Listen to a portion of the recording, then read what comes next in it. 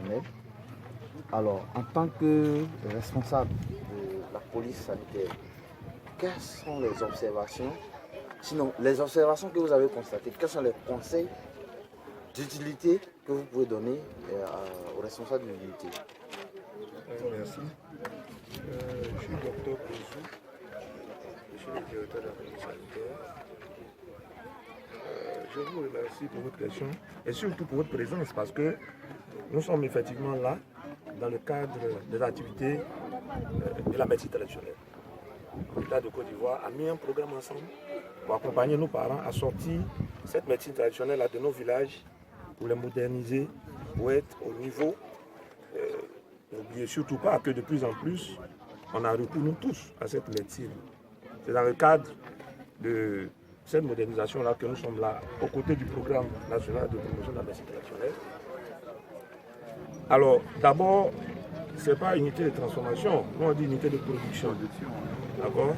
Ce sont des unités où des personnes, des spécialistes de médecine traditionnelle, produisent des médicaments traditionnels.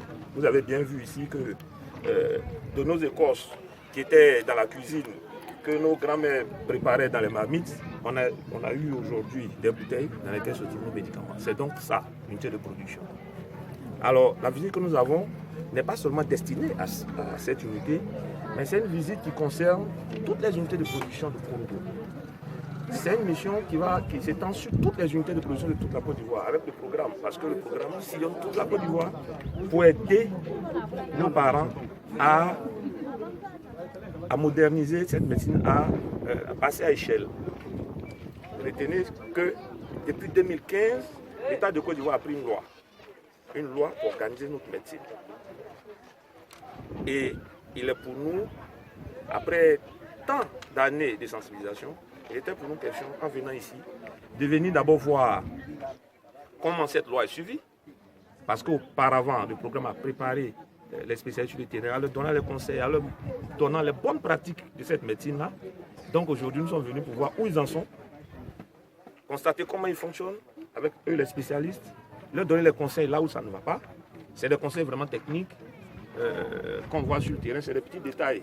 Pour d'autres, c'est des détails, mais en réalité, ce n'est pas des détails. Parce que vous savez, même la tiéké, il le dit souvent, le programme, même la tiéké que nous mangeons, souvent, après 2 jours, vous allez voir que ça noircit et tout ça. Là, c'est parce qu'on voit. Les produits que nous faisons, les gens, ils achètent, s'en vont.